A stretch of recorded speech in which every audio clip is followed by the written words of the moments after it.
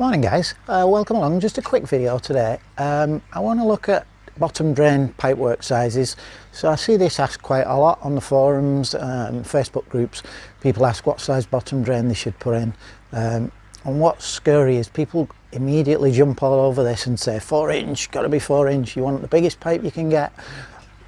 And it scares me because you know, there are downsides to having a pipe that is too big, and quite serious downsides. I'll make a statement now which I will qualify as we go along, but people lose fish because they've put a bottom drain in that is too big. And I know that sounds like a radical thing to say, but it's absolutely true. So why is that the case? If we go right back, the key thing when choosing a bottom drain pipework or a bottom drain size is velocity. So the velocity, the speed at which the water is moving through that pipe. If you imagine you've got your bottom drain sat on the bottom of your pond, you've then coming out of that you've got a very long length of horizontal pipework. There's no slope on it, there's no gradient. As a builder, I know, you know, building control insists on us having a really good slope on wastewater pipework for good reason, to stop things settling out in there. There is none of that on a bottom drain pipe run, and so you have to rely on the velocity of the water flowing through that pipe to flush and clean it out. Now if you imagine, just to sort of get you thinking about this velocity and how it's related to pipe diameter, if you imagine a hose pipe, you turn it on, open-ended hose, the water will squirt out the end, not particularly far, and you'll have all done it. What you do when you want to increase the velocity of the water, you put your thumb over the end of the hose, and then that makes the water jet out really fast. And basically you've increased the water velocity by reducing the diameter of the pipework. So you can see the smaller the pipework goes, the faster the same volume of water flows through that pipe. So if you imagine a 1 inch pipe with say 5,000 litres an hour going through it, that water will be really fast. But if you had say a 10 inch pipe with 5,000 litres through it, the water will barely trickle through. And that's what's happening all the time in your pipe underneath your pond from your bottom drain.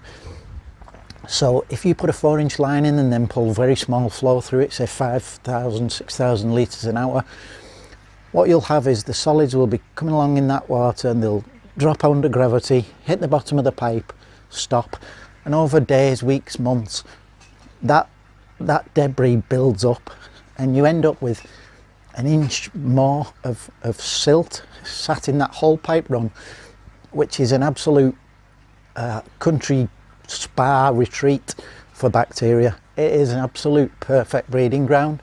They're getting a continuous supply of oxygenated water, they're getting fish waste, they're getting uneaten food, they're getting organic material in the form of leaves, etc. It's an absolute perfect breeding ground for bacteria. You never see it, you don't know it's there.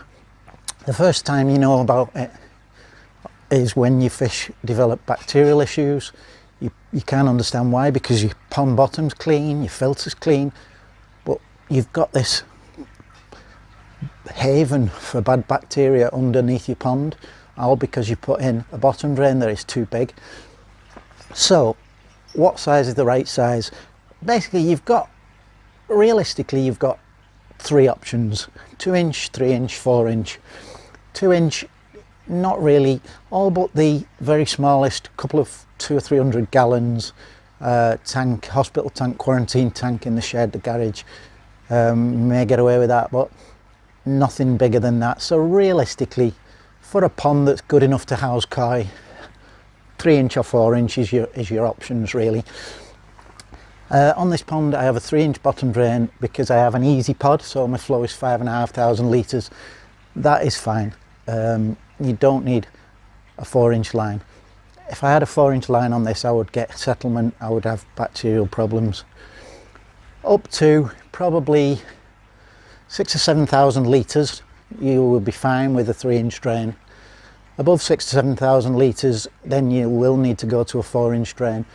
But if you go to a 4 inch drain and you're on the 7,000 or 8,000 litres, you're at the wrong end really. So if you have to do that, I would suggest you put a means of flushing that line out. So by a means of flushing the line out, I mean a series of valves, a way to open up the full bore of that line, 4 inch, so before any restrictions, before you reduce it down any at all, the full 4 inches, you need to be able to open that to waste so that you get the full velocity of 4 inch open-ended out to waste to flush the settlement from the bottom drain. And you need to do that weekly, I would suggest, to keep it clean.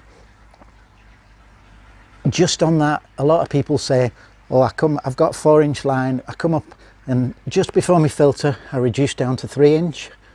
So when I clean my filter and I open that line back up, I'm flushing it then. You're not, because you've got a 3 inch reducer. Just to clear up, if you've got a 10-mile run of 4 inch pipe, but at one little point on that pipe somewhere, could be the middle, the beginning, the end, anywhere, if anywhere on that pipe you go down to 3 inch, and then even if you go straight back up to 4 inch straight after, basically you've got an orifice plate there, but basically that entire length of pipe work is now reduced to that capacity of a 3 inch pipe.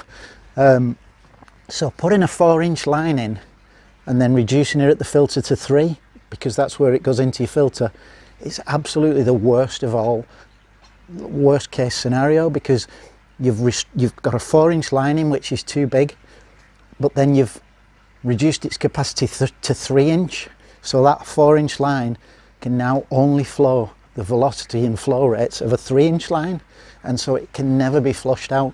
So if you put a means of flushing that line, it must be before any restrictions, so it must be on a 4 inch section, and you need to open it up regularly. But absolutely the best way to avoid any problems is to spec the bottom drain correctly, so the velocity in that pipe all the time just from your filter is high, so you don't get any settlement at all in that bottom drain pipework, and you don't get this haven for bacteria to breed. So yeah, very, very loosely, a 2 inch drain, 200 or 300 gallon flow. Much above that you need a 3 inch drain, and then that 3 inch drain is good for up to about 1500 gallons, which is 7,000 litres ish per hour. That will give you good velocity. Above that, then you need to go to a 4, but if you're at the bottom end of that, so you're just over 7.5, 8.5, then you absolutely need to put in means of flushing that bottom drain. So thank you for watching. I hope that was some use to people. As always, if you like the video, please do give me a like. Check out my other videos on my channel. Do subscribe to the channel so you don't miss any future videos. If you have comments on that, good, bad, indifferent, please leave a comment down below. Always good to read what you've got to say and what you think. If you've got ideas for videos that you'd like to see, questions, again, stick them in the comments. Thank you for watching.